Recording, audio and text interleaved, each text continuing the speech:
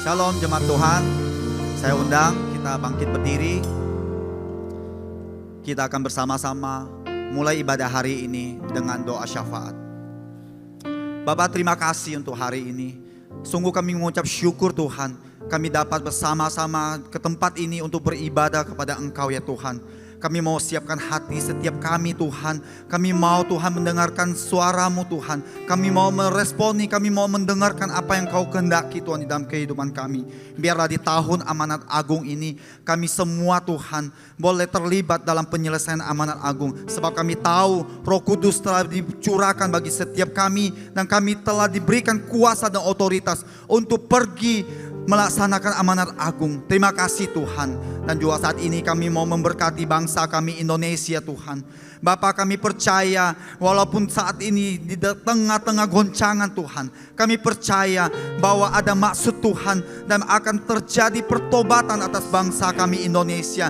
Kiranya Tuhan membuka setiap pintu-pintu penginjilan di tempat ini, di bangsa ini Tuhan. Biarlah setiap lidah boleh mengaku, setiap lutut boleh bertelut bahwa satu-satunya Tuhan dan Juru Selamat ada Tuhan Yesus Kristus. Terima kasih Tuhan. Kami juga berkati Bapak Presiden Prabowo, Wakil Presiden Bapak Gibran, dan seluruh penjabat dari pusat sampai ke daerah Tuhan. Kami minta roh yang takut akan Tuhan ada atas mereka. Mereka boleh mengambil setiap keputusan, kebijakan, setiap pikirannya Tuhan adalah pikiran yang adil, yang mendatangkan kesejahteraan bagi bangsa kami. Kami percaya Tuhan, bangsa kami akan dilawat oleh Engkau. Terima kasih Tuhan. Juga kami membawa Gembala Sidang Pak Niko dan Gembala CK7 Pak Dr. Yanto.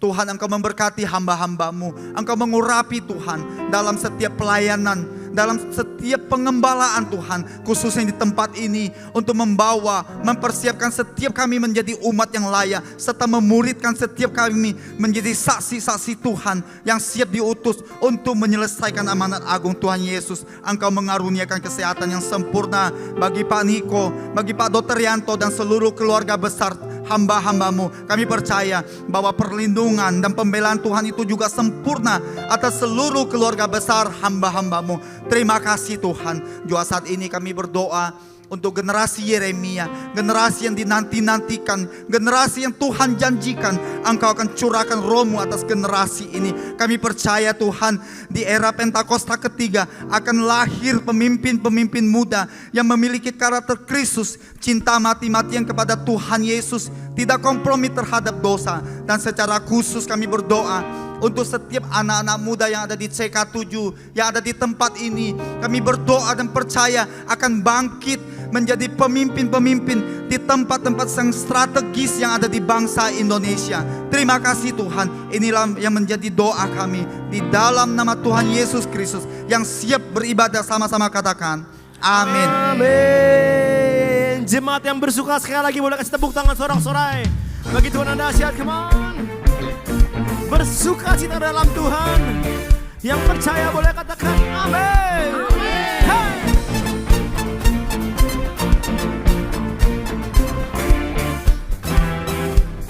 Come on. Damu ku temukan sukacita. Dunia takkan sanggup ku berikan. Segala bebanku pun digantikan selama ku ada di dalam-Mu. Come on. Kaulah sukacita, pengharapan dan kehidupan.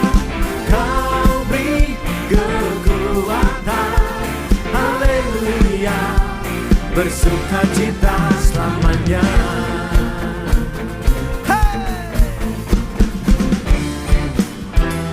Mari bersama-sama katakan, Kau ada mendampingi setiap langkahku, berikan kekuatan dengan Roh-Mu.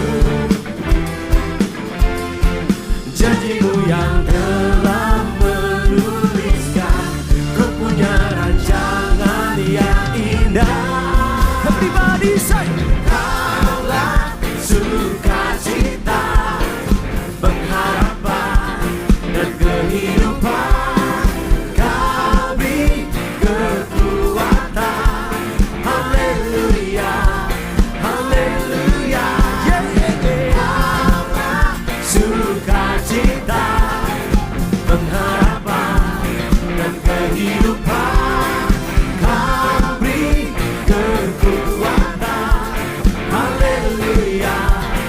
bersuka cita selamanya. Mari tepuk tangan semua, come on. Hey, hey. Sebab kami percaya pengharapan kami ada bersama dengan Tuhan. Come on. Oh, oh, oh, oh, oh. Oh, oh, oh, oh, oh, oh. Ayo bersama-sama katakan, say. Oh, oh, oh, oh, oh. Oh, oh, oh, oh, oh, oh. Kaulah sukacita, come on. Pengharapan dan kehidupan. Kau beri kekuatan. Haleluya. Come on sama-sama. 2, 3, say. Kaulah sukacita, pengharapan dan kehidupan. Kau beri kekuatan. Say haleluya. Haleluya. Haleluya. Come on. Kaulah sukacita, pengharapan dan kehidupan. Kau beri kekuatan. Haleluya. Bersukacita. Haleluya. Bersukacita selamanya. Yang bersukacita saudara, kasih tepuk tangan sorak-sorai bagi Raja segala raja. Terus kasih sorak-sorai yang meriah buat Tuhan Yesus. Orang-orang yang bersuka cita, angkat tanganmu. Sorangan haleluya. Sorangan. Mari sama-sama kita bersuka cita buat Tuhan Yesus hari ini. Amin. Mari sambil bertepuk tangan bersama-sama katakan karena pujian syukurku ku naikkan bagimu, kasih dan rahmatmu tercurah bagiku.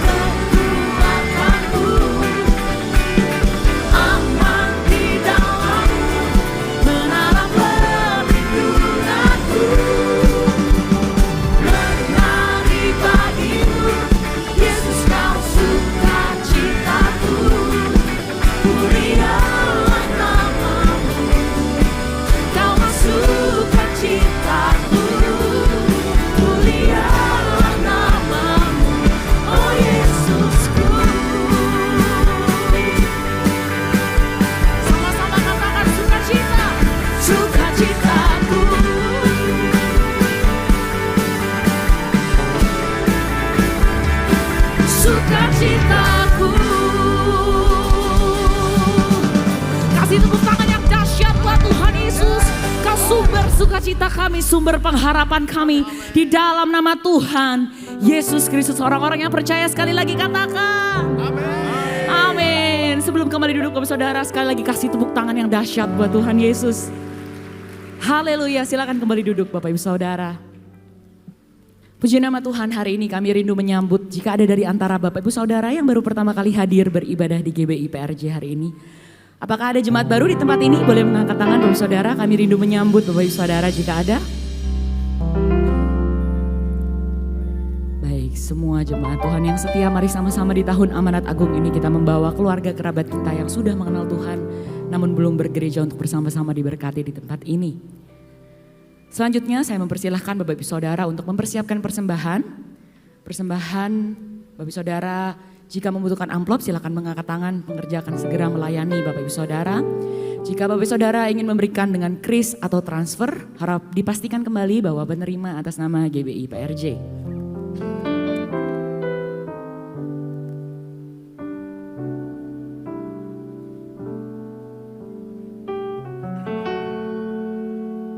Baik, jika sudah, mari sama-sama saya undang kita untuk bangkit berdiri. Kita akan sama-sama untuk mendeklarasikan doa persembahan. Kita angkat persembahan, kita bersama-sama berdoa. Bapa, kami bersyukur buat semua berkat-Mu. Kami membawa persembahan sebagai wujud syukur. Kami percaya kami menerima kesehatan, keluarga, bisnis, pekerjaan, dan kuliah yang terbaik. Dan ini adalah waktu memberi persembahan dalam nama Tuhan Yesus Kristus. Amin. Selamat memberi, Tuhan Yesus memberkati.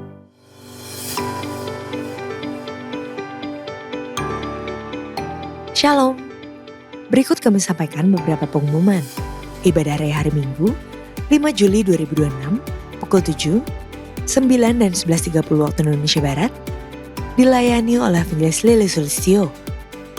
Pukul 16.30 waktu Indonesia Barat, dilayani oleh PDP Tin Setiawati.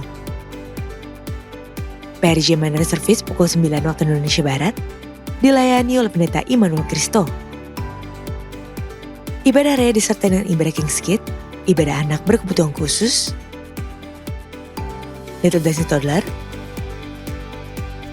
sekolah minggu, Joshua Generation Kids Church English Service, sekolah minggu Manor Service, ibadah Junior Church Indonesian Service, 316 Youth English Service, dan ibadah 2 PM yang adult and couple service. Polda Metro Jaya mengungkap kasus pelecehan seksual. Rentetan kejahatan seksual mengakibatkan kerap sekali terjadi kasus pencabulan ataupun pelecehan terhadap anak-anak. Seringkali kita berpikir anak-anak kita belum sampai pada fase itu. Namun pada waktunya setiap anak akan bertumbuh, termasuk anak-anak berkebutuhan khusus. Mereka pun mengalami masa pubertas dengan perubahan fisik dan emosi yang tidak selalu mudah mereka pahami. Di saat itulah mereka membutuhkan pendampingan yang tepat, bukan sekedar perhatian, tetapi pengertian yang benar dan penuh kasih. Mari bersama memahami dan mendampingi setiap proses pertumbuhan mereka dengan bijaksana. Tidak semua orang tua siap membicarakan sex education dengan anaknya, terlebih untuk anak berkebutuhan khusus. Tapi justru karena mereka istimewa, mereka membutuhkan pendampingan yang lebih tepat. Mari belajar bersama menjadi orang tua yang mampu melindungi, memahami, dan membimbing anak dengan kasih. Kami mengundang para orang tua dan pendamping anak berkebutuhan khusus untuk hadir dalam seminar parenting pada 29 Agustus 2026 pada pukul 9.30 hingga 15.00 waktu Indonesia Barat di MGK lantai 9. Untuk informasi dan pendaftaran, silakan menghubungi kontak yang tertera di layar.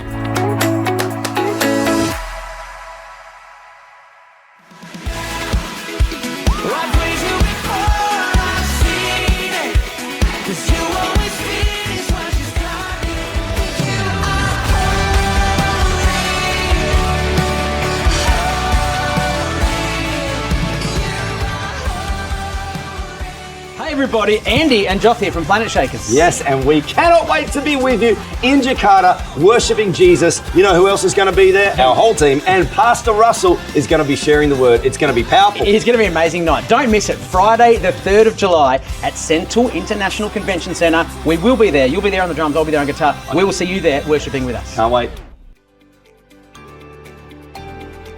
Untuk info lengkap seluruh kegiatan GBPRJ CK7, maka Bapak Ibu dapat follow sosial media GBPRJ, baik di Instagram, TikTok, maupun Facebook. Sekian pengumuman pada hari ini. Terima kasih atas perhatian Bapak Ibu sekalian. Tuhan Yesus memberkati. Kau satu-satunya pribadi yang layak kami puji, kami sembah Tuhan Yesus. Kau Allah kami yang hidup, boleh apapun terjadi dalam hidup kami Tuhan.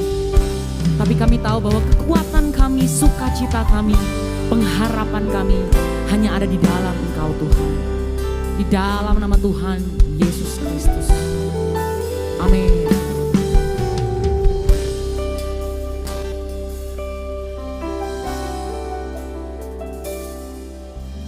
Yesus sukacitaku, Yesus kekuatanku, penolong dalam kesesakan, Kau sangat terbukti. Yesus sukacitaku, Yesus kekuatanku, penolong dalam kesesakan, Kau sangat terbukti. Hatiku bersuka memuji nama-Mu, jiwaku bermegah. Ku angkat tanganku, apapun yang terjadi dalam keadaanku, sukacitaku hanya di dalam-Mu. Boleh kasih tepuk tangan yang terbaik buat Tuhan Yesus. Biar ini menjadi iman setiap kami hari ini Tuhan. Mari bersama-sama nyatakan pujian ini. Yesus sukacitaku, dan kami katakan Yesus kekuatanku, penolong dalam kesesakan, Kau sangat terbukti. Yesus sukacitaku, Yesus kekuatanku, penolong dalam kesesakan, Kau sangat terbukti. Hatiku bersuka memuji nama-Mu, jiwaku bermegah. Ku angkat tanganku, apapun yang terjadi dalam keadaanku, sukacitaku hanya di dalam-Mu. Hatiku bersuka memuji nama-Mu, jiwaku bermegah. Ku angkat tanganku, apapun yang terjadi dalam keadaanku, sukacitaku hanya di dalam-Mu. Sekali lagi katakan, hatiku bersuka, ku memuji nama-Mu, jiwaku bermegah. Ku angkat tanganku, apapun yang terjadi dalam keadaanku, sukacitaku hanya di dalam-Mu.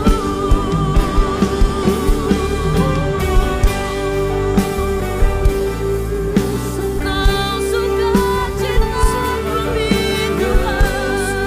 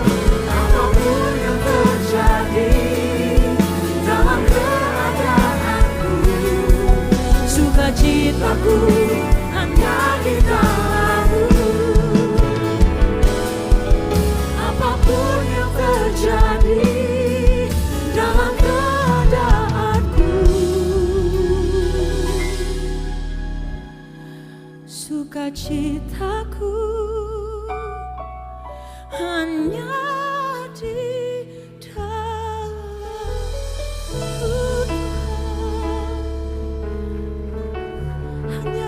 dalam hadirat-Mu, hanya di dalam tangan-Mu Tuhan. Kami bersyukur, satu-satunya sumber sukacita kami, satu-satunya sumber pengharapan kami. Yesus, Yesus, Yesus, Yesus, Yesus, Yesus Tuhan, Yesus, Yesus Tuhan, kami sembah Namamu, kami mau bermegah Tuhan, apapun keadaan kami Tuhan, kami mau bersukacita sebab kasih-Mu besar, sebab kasih-Mu besar Tuhan. Oh Yesus, buat apapun yang terjadi, kami tahu Engkau setia, Engkau setia Tuhan, tak pernah tinggalkan kami, tak pernah tinggalkan kami. Sebab itu hati kami bermegah, kami taruh harapan kami penuh hanya di dalam hadirat-Mu Tuhan. Oh Rabaya Shikila Rabaya Shakada Karabe,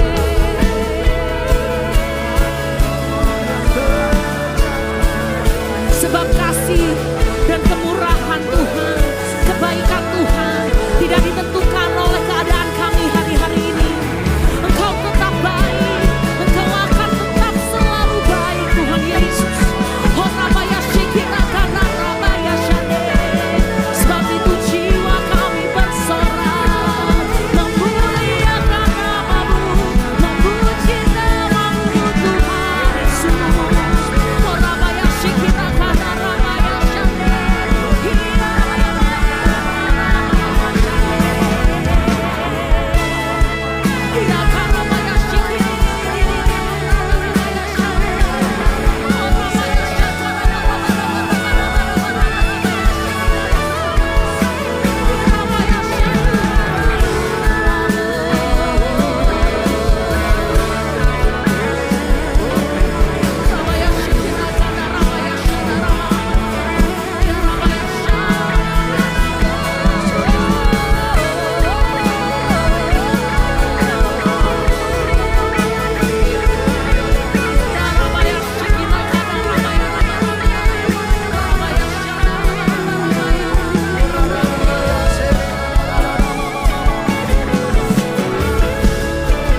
Kami bersuka Yesus,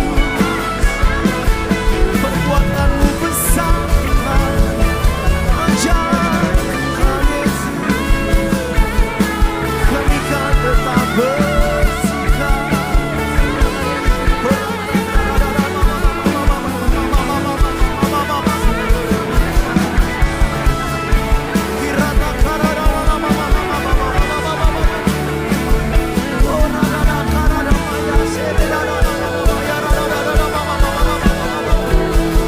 Ini keputusan kami Tuhan, kami kan tetap bersuka,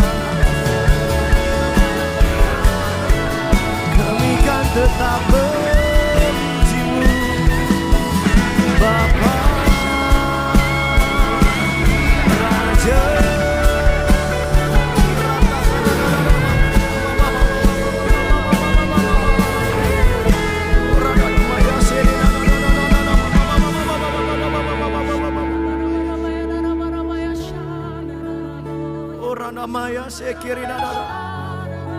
Ini keputusan kami tetap mau bersuka.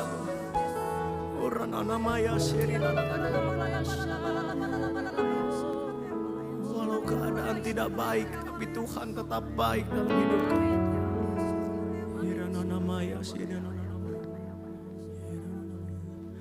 Hatiku bersuka, katakan saudara, memuji namamu.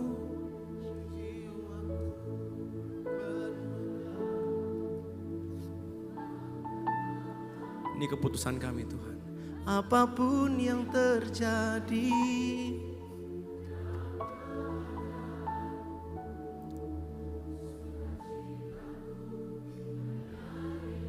sekali saudara janji sama Tuhan, sama-sama katakan, hatiku,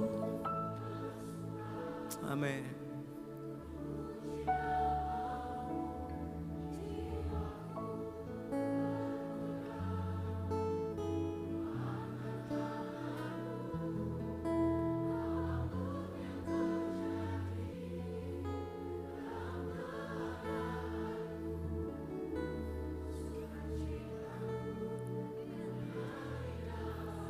Nyanyi dan bersoraklah bagi Dia, pujian hormat kuasa bagi Raja.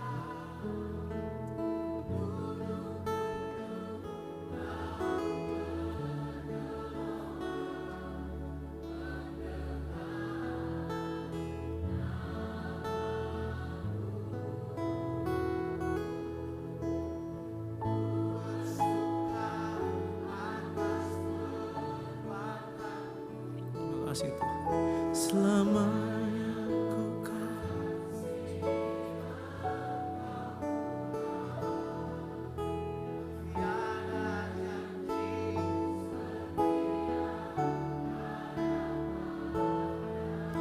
Mari bersama-sama keluarga besar Tuhan, mari bersama-sama katakan dengan segenap hati, katakan nyanyi dan bersoraklah, come on. Nyanyi dan bersoraklah bagi Dia, amin. Pujian hormat kuasa bagi Raja. Gunung tunduk, laut bergelora, mendengar namamu. Ku bersuka atas perbuatanmu, selamanya ku kasihi Engkau Tuhan. Tiada janji setia ada padamu. Nyanyi dan bersoraklah, katakan nyanyi dan bersoraklah bagi Dia, pujian hormat kuasa bagi Raja. Gunung tunduk, laut bergelora, mendengar namamu.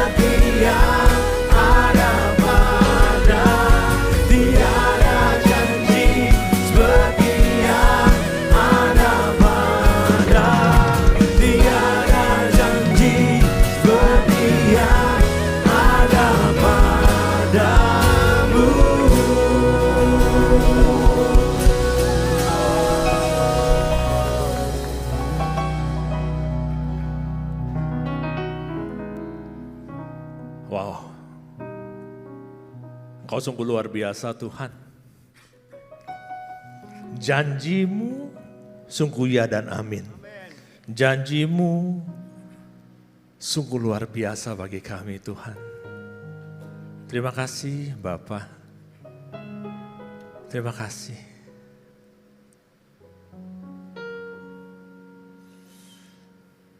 Hanya Engkau yang layak untuk disembah, untuk dipuji.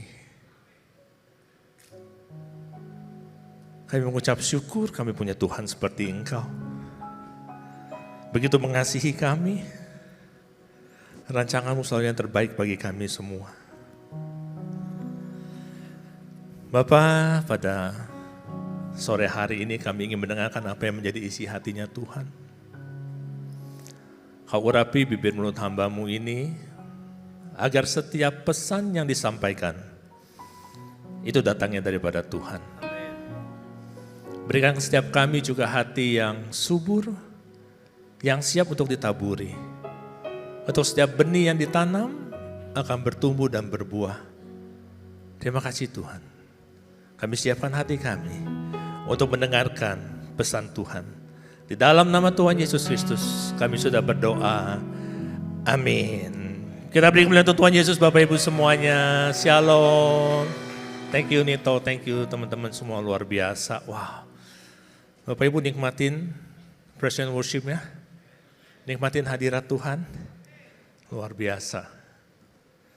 Tuhan baik ya. Apapun keadaan kita, Dia tetap baik. Amin. Cuma kadang kita nggak ngerti aja apa sih yang menjadi rancangannya Tuhan buat kita ya.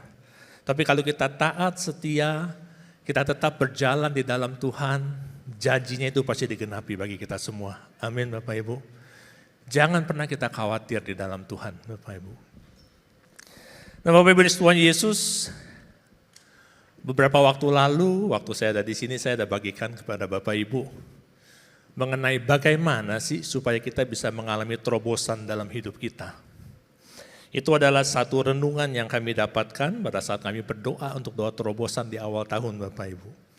Ada 3 kunci untuk kita mengalami terobosan. Saat itu dibagikan, kunci yang pertama adalah untuk kita memiliki rasa ucapan syukur. Kalau kita mau mengalami terobosan di dalam Tuhan, kita harus lepaskan masa lalu kita Bapak Ibu. Bagaimana caranya kita lepaskan masa lalu kita dengan penyesalan? No. Kita lepaskan masa lalu kita dengan mengucap syukur. Karena kita katakan, Tuhan, aku masih ada di dalam rancangannya Tuhan loh. Terlepas dari apa yang terjadi. Masa laluku adalah masa laluku. Tapi aku sekarang mau berjalan, maju ke depan bersama dengan Tuhan. Yang kedua Bapak Ibu, untuk kita mengalami terobosan, yaitu kita harus mengerti betul bahwa kita ini adalah pengelola. Kita ini bukan pemilik Bapak Ibu. Semua yang ada bersama dengan kita, semua itu miliknya Tuhan. Kita hanya dipercaya menjadi pengelola. Itu sebabnya pada saat kita masuk dalam pergumulan sekalipun, ada Tuhan bersama dengan kita Bapak Ibu. Itu punyanya Tuhan. Tuhan pasti campur tangan. Amin. Dan yang ketiga Bapak Ibu, untuk kita mengalami terobosan, ini bicara mengenai masa depannya kita, bicara mengenai the future, bahwa kita harus masuk lebih dalam lagi di dalam Tuhan. Amin. Tuhan harus menjadi bagian dari hidup kita. Ini semakin saya renungkan, semakin saya rasakan, wow, ini memang kunci yang sesungguhnya. Misalnya, simpelnya aja, kita nggak usah bicara terobosan yang besar-besar. Ada cecok suami istri. Untuk kita maju ke depan melewati masa itu, yang pertama apa? Yang pertama kita harus menyadari betul bahwa yang masa lalu kita lupakan. Kalau kita masih bawa masa lalunya, permasalahan yang kita bawa terus, kita nggak akan berhenti Bapak Ibu cekcoknya. Yang kedua, kita harus tahu betul bahwa istri kita ini juga miliknya Tuhan loh. Bukan suka-sukanya kita. Dan yang ketiga, kita harus masuk lebih dalam lagi bersama dengan Tuhan. Itu sebabnya Tuhan akan bukakan jalan bagi kita semua Bapak Ibu. Nah itu yang dibagikan beberapa waktu yang lalu. Lalu beberapa minggu kemarin saya juga mendapat renungan. Yang hari ini saya ingin bagikan bagi Bapak Ibu. Kita hari ini mau bicara mengenai kekekalan. Bicara mengenai kehidupan kekal. Adakah di antara Bapak Ibu di sini yang masih ragu tentang adanya kehidupan kekal? Ada? Kita percaya ada kehidupan kekal yang Tuhan janjikan bagi kita semua. Amin. Teman-teman multimedia mungkin bisa bantu saya buka di Yohanes 14 ayat 1 dan 2. Yohanes 14 ayat 1 dan 2. Jangan gelisah hatimu, percayalah kepada Allah. Percayalah juga kepadaku. Di rumah Bapakku banyak tempat tinggal. Jika tidak demikian, tentu aku mengatakan kepadamu, sebab aku pergi ke situ untuk menyediakan tempat bagimu. Setiap kita Bapak Ibu, Tuhan sudah siapkan tempat tinggal untuk kehidupan kita yang kekal. Amin. Dan itu harus menjadi tujuan yang paling utama bagi kita semua orang percaya Bapak Ibu. Kita harus diangkat pada saat kedatangan Tuhan Yesus yang kedua. Amin. Dan firman Tuhan Bapak Ibu, di Yohanes 11 ayat 25 sampai dengan 26, Tuhan berkata begini, akulah kebangkitan dan hidup. Barang siapa percaya kepadaku, ia akan hidup walaupun ia sudah mati. Dan setiap orang yang hidup dan percaya kepadaku tidak akan mati selama-lamanya. Ini janji Tuhan Bapak Ibu. Barang siapa percaya kepadaku, ia akan hidup Bapak Ibu. Tapi saat saya merenungkan firman ini, saya juga mulai bertanya, apa yang Tuhan maksudkan dengan barang siapa percaya? Apa yang menjadi definisi dari kata percaya ini? Apakah hanya percaya begitu saja? Ataukah ada kriteria lain yang Tuhan inginkan? Karena bersamaan dengan itu saya juga merenungkan satu perikop mengenai 10 gadis bijaksana dan gadis bodoh Bapak Ibu. Itu di Matius 25 ayat 1 sampai dengan 13. Itu sebabnya hari ini saya ingin membawa satu topik yang berjudul Are we ready? Benarkah kita sudah siap Bapak Ibu? Secara garis besar pada saat kita baca, saya percaya Bapak Ibu pernah dengar atau pernah baca mengenai perikop ini. Gadis-gadis yang bijaksana dan gadis-gadis yang bodoh, secara garis besar ini cerita Tuhan Yesus berkata begini, hal kerajaan surga itu seperti ada 10 gadis. 10 gadis ini mereka menyiapkan pelita, mereka pergi mau menyongsong mempelai pria Bapak Ibu. Semuanya sudah bersolek, semuanya sudah berdandan, semuanya sudah rapi, sudah cantik-cantik Bapak Ibu. Dan mereka semua membawa pelita untuk menyongsong sang mempelai pria. Tapi Bapak Ibu Tuhan Yesus, pada saat mereka sampai di tempatnya mereka tunggu, mempelai prianya nggak datang-datang. Sampai-sampai akhirnya mereka tertidur. Tiba-tiba mereka dibangunkan dengan suara bahwa mempelai pria itu datang.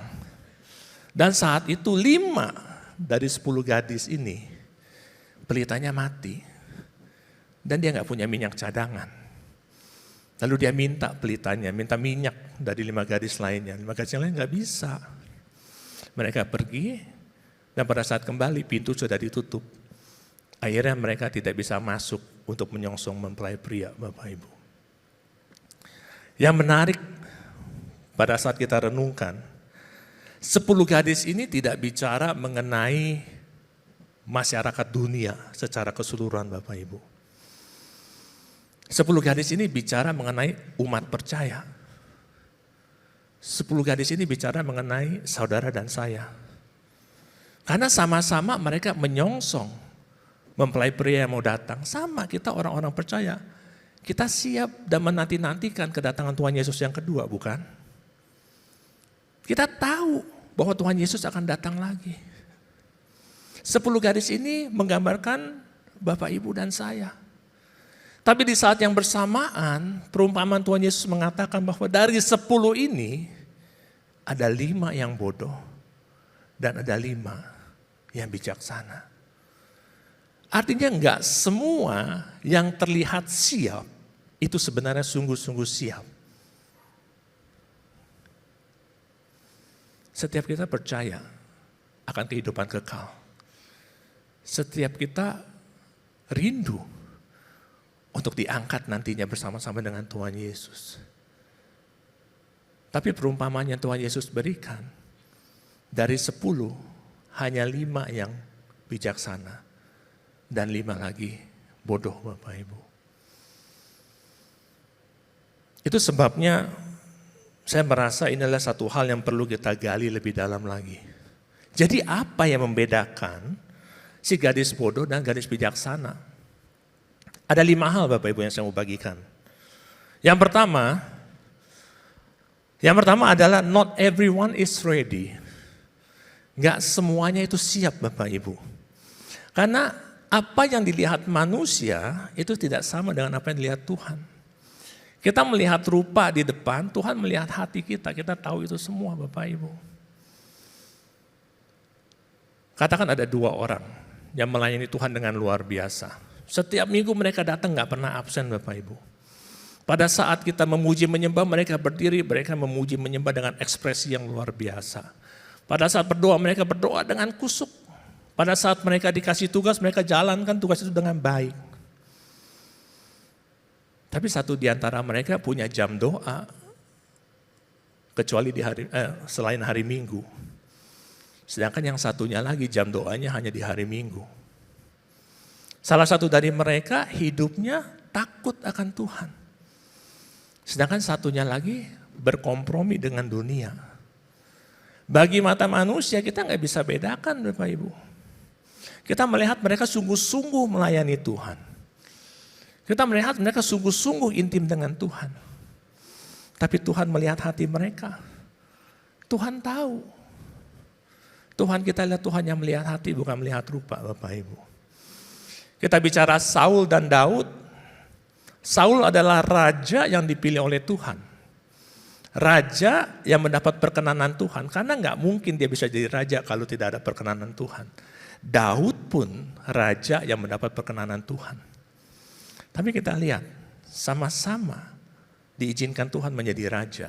Tapi Saul pada akhirnya, dia harus jatuh di dalam kedagingannya. Kenapa? Karena dia tidak punya hati yang berkenan bagi Tuhan Bapak Ibu. Tapi kita lihat Daud. Daud sampai masa akhirnya hatinya hanya tertuju kepada Tuhan.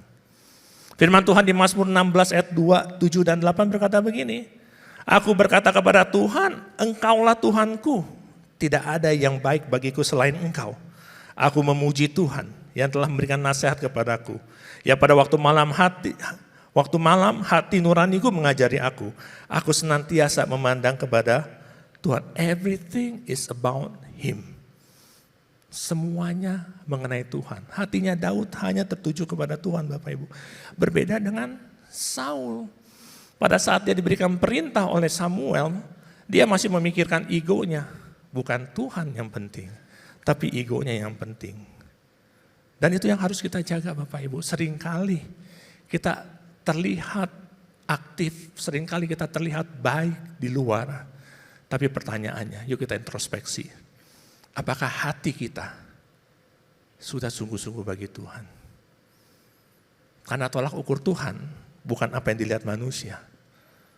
Tolak ukur Tuhan adalah hati kita. Amin. Amin Bapak Ibu. Yang kedua Bapak Ibu Tuhan Yesus.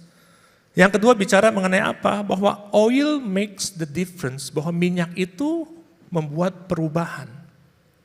Minyak bicara apa? Minyak bicara mengenai spirit. Minyak bicara mengenai urapan. Minyak bicara mengenai roh. Berapa banyak dari kita hidupnya yang dipimpin oleh roh? Berapa banyak dari kita yang hidupnya masih dipimpin oleh daging Bapak Ibu. Firman Tuhan di Matius 26 ayat 41 berkata gini, roh memang penurut, tapi daging itu lemah. Kalau kita izinkan untuk daging memimpin kehidupan kita, kita tidak akan bisa mendapat perkenanannya Tuhan Bapak Ibu. Tadi pertama kita bicara mengenai hati, yang kedua yang membedakan antara gadis bodoh dan bijaksana, bicara mengenai kehidupan yang dipimpin oleh roh. Kita semua tahu yang namanya Yudas Iskariot kan. Yudas Iskariot itu salah satu dari muridnya Yesus. Dia makan bersama-sama dengan Yesus dan murid-murid yang lainnya. Dia ada di situ pada saat Yesus mengajar. Kehidupan dia ya bersama-sama dengan Yesus, tidak beda dengan murid-murid lainnya Bapak Ibu. Tapi pada akhirnya, dia mengizinkan daging itu untuk memimpin kehidupan dia. Sampai-sampai dia tega untuk menjual gurunya sendiri Bapak Ibu. Karena keinginan daging. Coba kita bayangkan Bapak Ibu Tuhan Yesus. Kita mungkin gak bisa bedakan Yudas Iskariot dengan murid-muridnya saat itu. Bahkan sampai mereka sampai di Taman Getsemani pun masih belum ada yang tahu pada saat Yudas Iskariot datang kepada Tuhan Yesus. Karena firman-Nya berkata begini, waktu Yesus masih berbicara, ini di Taman Getsemani, datang Yudas bersama serombongan besar orang yang membawa pedang dan pentung. Dan Yudas berkata kepada orang-orang itu, orang yang akan kucium, itulah dia, tangkaplah dia. Tetapi Yesus berkata kepadanya, hai teman, untuk itukah engkau datang? Tuhan tahu tujuan dari Yudas untuk datang. Tapi yang lain gak ada yang tahu Bapak Ibu. Bahkan sampai di saat terakhir pun cara dia menunjukkan kepada para prajurit bahwa itu adalah Yesus, yaitu dengan menciumnya. Dengan gestur bahwa dia mengasihi Yesus Bapak Ibu. Padahal di saat yang bersamaan dia sedang mengkhianati gurunya sendiri. Kita harus dipimpin oleh Roh. Ada satu statement Bapak Ibu dari Oswald J. Smith. Statementnya berkata begini, the fullness of the Spirit is not a question of our getting more of the Holy Spirit, but rather of the Holy Spirit getting more of us. Pada saat kita bicara bahwa kita kepenuhan dengan Roh Kudus, itu bukan bicara bahwa gua dapat Roh Kudus banyak sekali nih. Gua banyak nih dapat Roh Kudus. No, it's not about that.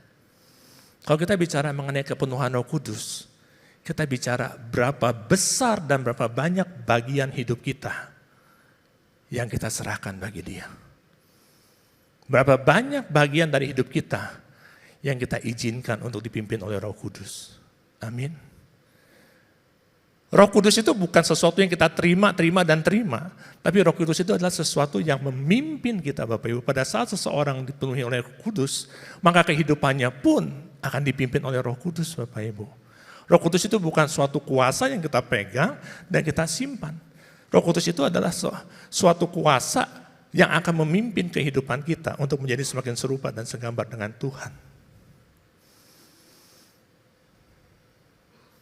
Kita harus belajar untuk memiliki kehidupan yang dipimpin oleh Roh Bapak Ibu. Bapak Ibu, Tuhan Yesus, ada seorang anak muda datang kepada Tuhan Yesus. Dia adalah seorang yang kaya. Dia bilang kepada Tuhan Yesus, gimana caranya aku masuk dan mendapatkan kehidupan yang kekal? Tuhan Yesus katakan, udah ada hukumnya kan, kamu lakukan. Jangan membunuh, jangan mencuri, jangan ini, jangan itu. Lalu anak muda itu bilang apa? Aku sudah lakukan itu semua. Lalu Tuhan Yesus bilang, kalau itu kamu sudah lakukan semua, jual semua harta bendamu dan ikut aku. Dan apa yang dikatakan oleh anak muda itu? Dia tinggalkan Tuhan Yesus. Pada saat Tuhan Yesus katakan untuk jual semuanya Bapak Ibu. Saat Tuhan Yesus katakan jual semua bukan berarti dia akan jatuh miskin Bapak Ibu. Saat Tuhan Yesus katakan jual semua dan ikut Tuhan Yesus, dia akan di dalam pemeliharaannya Tuhan, amin. Tapi dia nggak mau itu, dia tinggalkan Tuhan Yesus. Dan firman Tuhan berkata begini di Matius 6 ayat 24. Tidak ada seorang pun yang dapat mengabdi kepada dua Tuhan. Karena jika demikian, ia akan membenci yang seorang dan mengasihi yang lain. Atau ia akan setia kepada yang seorang dan tidak mengindahkan yang lain. Kamu itu nggak bisa mengabdi kepada Allah dan kepada Mamon. Bapak Ibu Tuhan Yesus, pada saat Tuhan Yesus mengatakan jual semua, dia tidak melihat secara materi Bapak Ibu. Tapi Tuhan Yesus mengatakan, siapa yang menjadi prioritas dalam hidupmu? Apakah materi yang ada di bumi ini? Ataukah Tuhan? Tetapkan pilihan kita Bapak Ibu. Kalau Tuhan adalah prioritas kita, kehidupan kita harus dipimpin oleh Roh. Amin. Yang ketiga, Bapak Ibu Tuhan Yesus.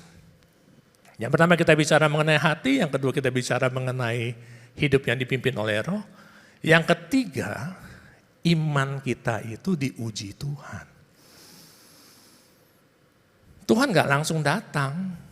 10 gadis itu datang, mereka datang dengan pelita, semuanya apinya nyala saat itu. Tapi Tuhannya gak datang-datang sampai mereka tertidur. Tapi pada saat Tuhan datang, 5 diantaranya sudah kehabisan.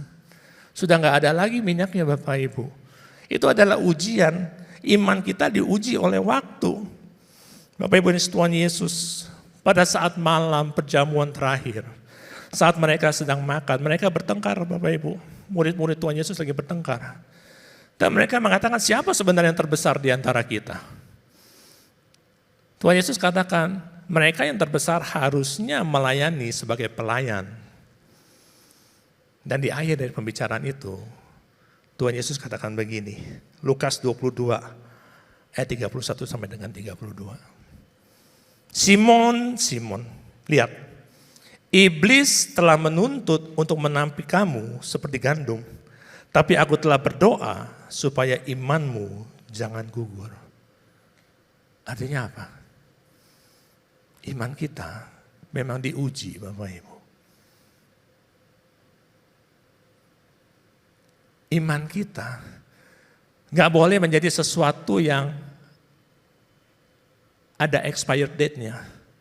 Gak boleh menjadi sesuatu yang bisa kadaluarsa Bapak Ibu. Iman kita harus menjadi iman yang semakin hari semakin bertumbuh. Amin. Iman kita diuji untuk melihat apakah iman ini akan tetap di sana atau bahkan nanti akan hilang. Tapi sebagai orang percaya, iman kita semakin hari harus semakin bertumbuh. Bapak Ibu Tuhan Yesus, pada saat saya masuk di dalam kul Bapak Ibu, kadangkala tadi ibadah 2 dan 3 kita ada presentasi kul ya. Kadangkala kita punya pergumulan Bapak Ibu, dan mungkin pergumulan itu membuat kita meragukan, aduh kok Tuhan begini, kok Tuhan gak jawab. Tapi saat saya masuk di dalam kul, saat kita ada di dalam satu komunitas yang benar-benar bisa mendukung kita, secara tidak langsung iman kita juga bertumbuh loh Bapak Ibu. Karena teman-teman di kul ini akan terus menguatkan kita. Dan iman bertumbuh itu melalui proses. Jangan katakan aku punya iman tanpa proses Bapak Ibu.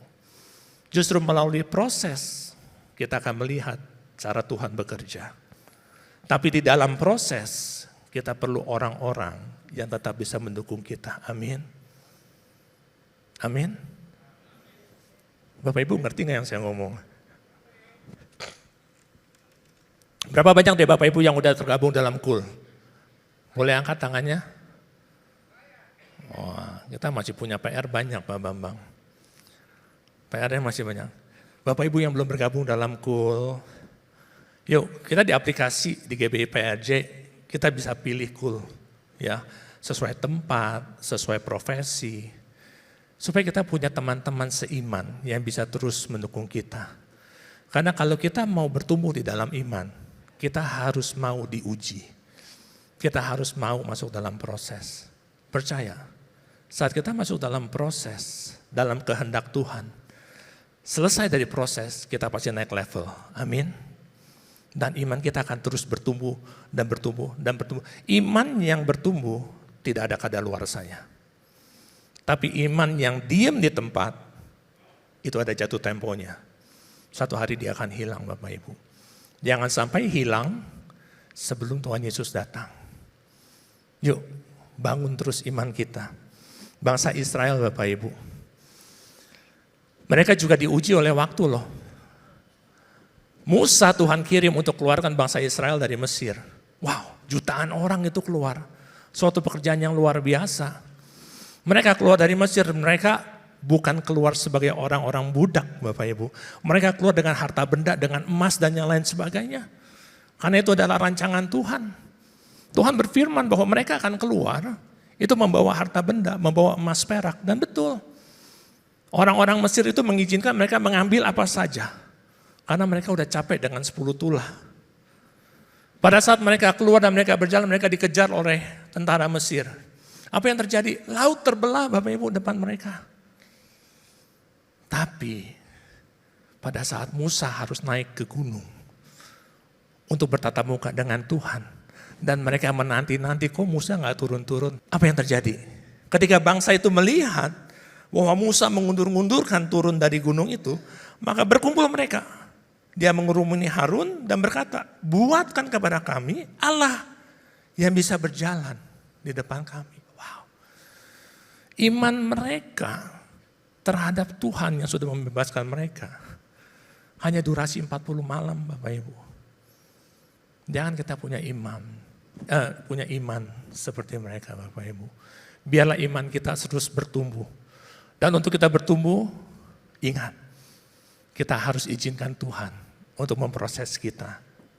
Yang keempat, you cannot borrow oil. Kita nggak bisa pinjam minyak, Bapak Ibu. Masing-masing punya tanggung jawab terhadap minyaknya masing-masing.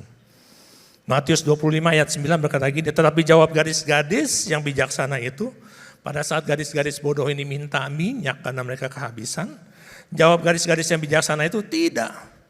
Nanti nggak cukup untuk kami dan kamu. Lebih baik kamu pergi kepada penjual minyak dan beli di situ.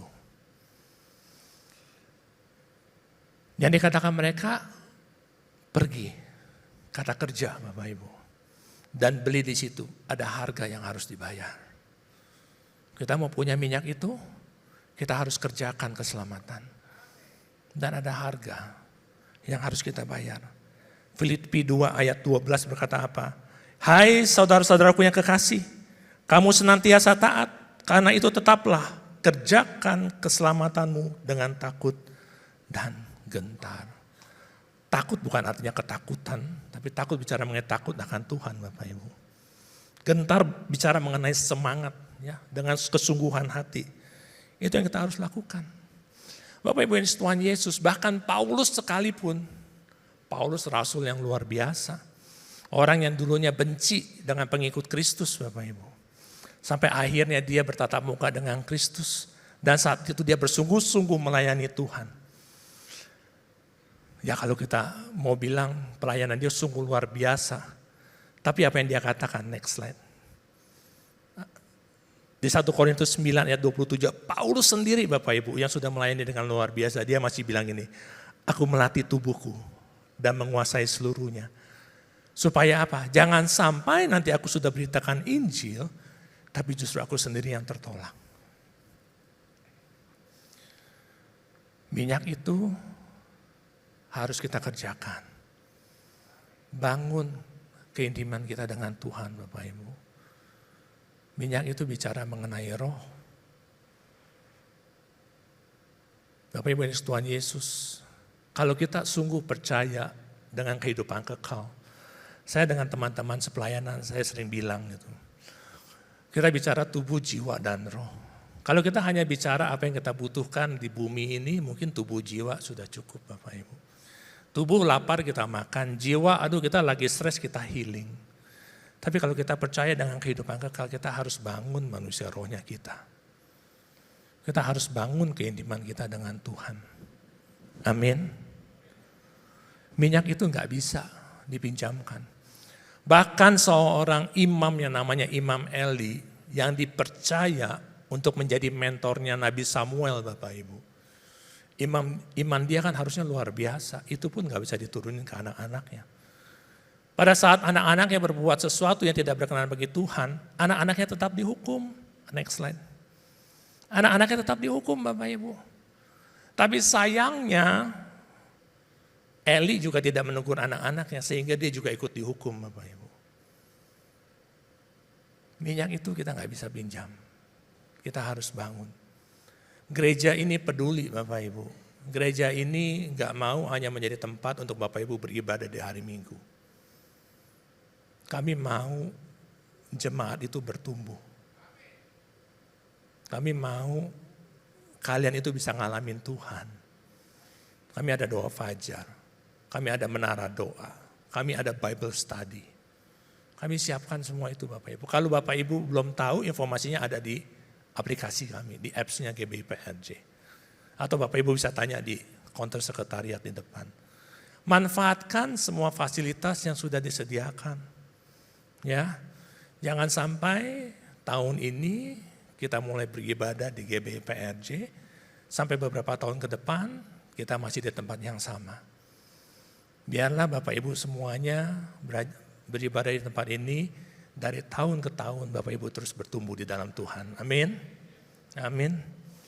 Yang terakhir Bapak Ibu Tuhan Yesus. Pada saat kita bicara semua ini, kalau kita renungkan cerita mengenai 5 gadis bodoh dan bijaksana, sebenarnya yang Tuhan mau apa sih? Yang Tuhan mau cuma satu. Yang Tuhan mau cuma relationship dengan kita. Yang Tuhan mau cuma hubungan antara dia dan anak-anaknya dipulihkan. Kemarin kalau nggak salah minggu lalu, yang terakhir saya di sini saya ada cerita mengenai karya keselamatan ya Pak. Pada saat kita bicara mengenai karya keselamatan Bapak Ibu, karya keselamatan itu tidak berhenti pada saat Tuhan Yesus mati di kayu salib. Karya keselamatan itu tidak berhenti pada saat dosa kita diampuni Bapak Ibu. Karya keselamatan itu kita bicara mengenai pemulihan hubungan antara kita dengan Tuhan. Karena yang Tuhan inginkan adalah sebagaimana Ia ciptakan manusia pada awalnya, seperti Dia dengan Adam yang tidak ada batasan, sampai pada akhirnya. Karena Tuhan Yesus mengatakan apa? Aku mau engkau ada di mana aku berada. Amin.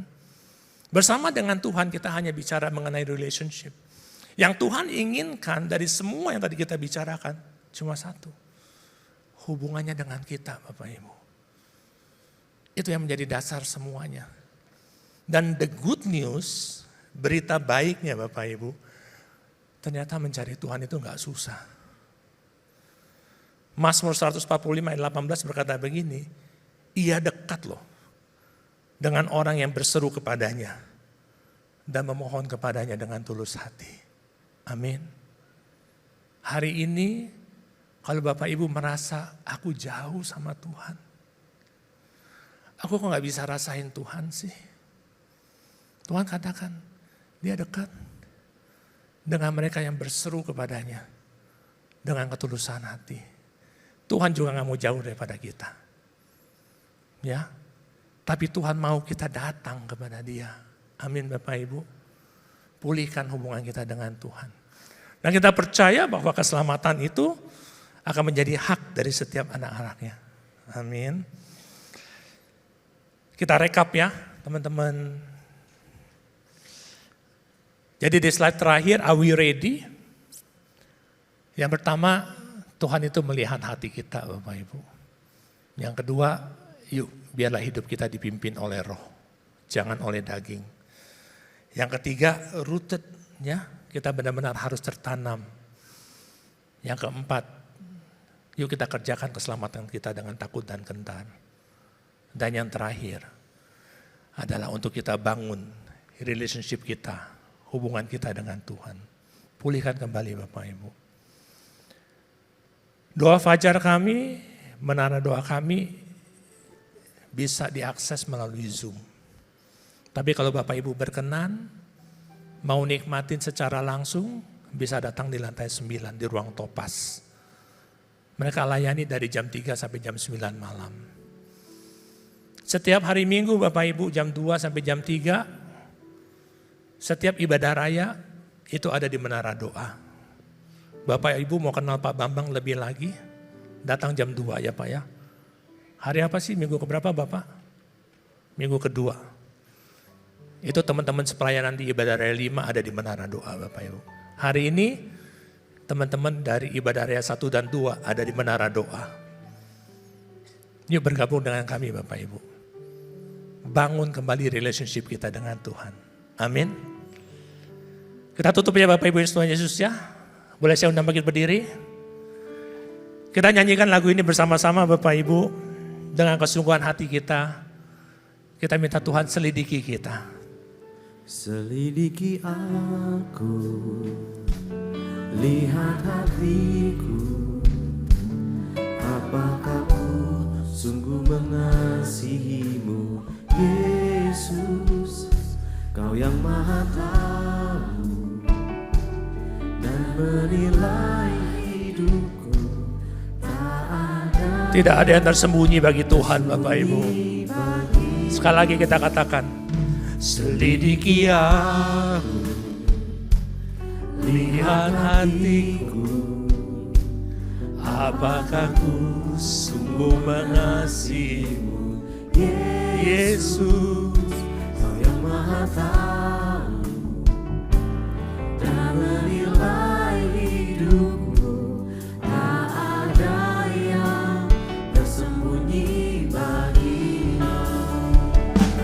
Telah kulihat kebaikanmu yang tak pernah habis di hidupku. Ku berjuang sampai akhirnya, kau dapati aku tetap setia. Kita katakan dengan sungguh-sungguh, Bapak Ibu, selidiki aku Tuhan. Selidiki aku, lihat hatiku, apakah ku sungguh mengasihimu, Yesus. Kau yang maha tahu dan menilai hidupku, tak ada yang tersembunyi bagimu. Telah kulihat kebaikanmu yang tak pernah habis di hidupku. Ku berjuang sampai akhirnya, kau dapati aku tetap setia. Telah kulihat kebaikanmu yang tak pernah habis di hidupku. Ku berjuang sampai akhirnya, kau dapati aku tetap setia. Kau Dapati aku tetap setia. Kau dapati aku tetap setia.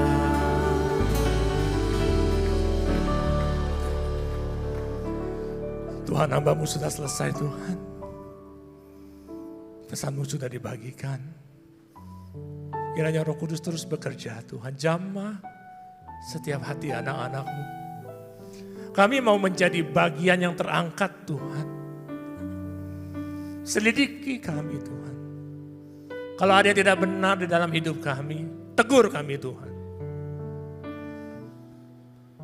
Bentuk kami sesuai dengan kehendaknya Tuhan. Pakai kehidupan kami untuk menjadi kemuliaan bagi nama Tuhan.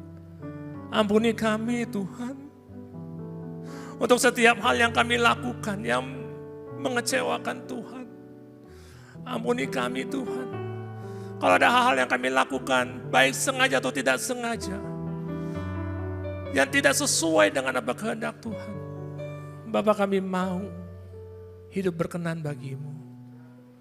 Pimpin setiap langkah kami Tuhan. Pakai kehidupan anak-anak-Mu Tuhan. Dan kami tahu, saat kami berjalan bersama dengan Tuhan, tidak ada yang mustahil. Tuhan akan bawa kami masuk dari kemuliaan demi kemuliaan.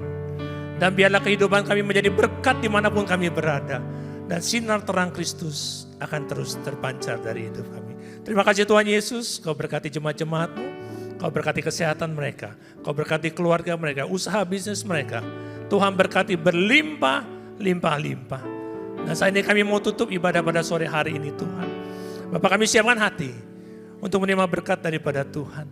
Mari Bapak Ibu Tuhan Yesus, angkat kedua tanganmu dan terimalah berkat yang berlimpah-limpah dari Allah Bapa, kasih karunia dari anak yang tunggal Tuhan Yesus Kristus, dan penyertaannya manis dan Roh Kudus, mulai sekarang sampai Maranatha, bahkan selama-lamanya. Mari setiap kita yang percaya dan sudah diberkati, sama-sama kita katakan, amin. Tuhan Yesus memberkati Bapak Ibu semuanya. Mari jemaat yang dikasihi Tuhan, kita akan bersama-sama memperkatakan apa yang dimaksud dengan Pentakosta ketiga dan Mazmur 91. Apa yang dimaksud dengan Pentakosta ketiga? 1. Pentakosta ketiga adalah pencurahan Roh Kudus yang dahsyat di zaman ini, melebihi yang terjadi di Azusa Street. 2. Pentakosta ketiga akan mengakibatkan penuaian jiwa yang terbesar dan yang terakhir sebelum Tuhan Yesus datang kembali. 3. Pentakosta ketiga akan membangkitkan generasi Yeremia, yaitu anak-anak muda yang dipenuhi Roh Kudus, cinta mati-matian kepada Tuhan Yesus, tidak kompromi terhadap dosa, dan akan bergerak untuk memenangkan jiwa. 4. Pentakosta ketiga lahir di Indonesia dan bergerak ke bangsa-bangsa.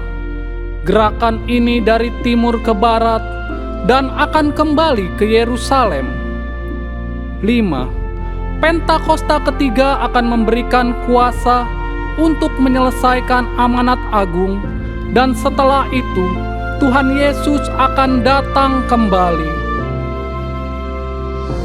Dan mari bersama kita sepakat dan percaya mendeklarasikan firman Tuhan yang tertulis dalam Mazmur 91. Dalam lindungan Allah, orang yang duduk dalam lindungan yang maha tinggi dan bermalam dalam naungan yang maha kuasa akan berkata kepada Tuhan, tempat perlindunganku dan kubu pertahananku, Allahku yang kupercayai. Sungguh, Dialah yang akan melepaskan engkau dari jerat penangkap burung, dari penyakit sampar yang busuk. Dengan kepaknya ia akan menudungi engkau, di bawah sayapnya engkau akan berlindung. Kesetiaannya ialah perisai dan pagar tembok.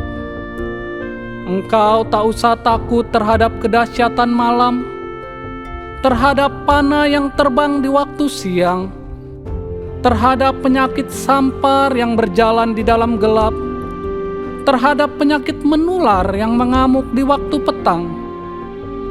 Walau 1.000 orang rebah di sisimu dan 10.000 di sebelah kananmu, tetapi itu tidak akan menimpamu. Engkau hanya menontonnya dengan matamu sendiri dan melihat pembalasan terhadap orang-orang fasik. Sebab Tuhan ialah tempat perlindunganmu, yang maha tinggi telah kau buat tempat perteduhanmu.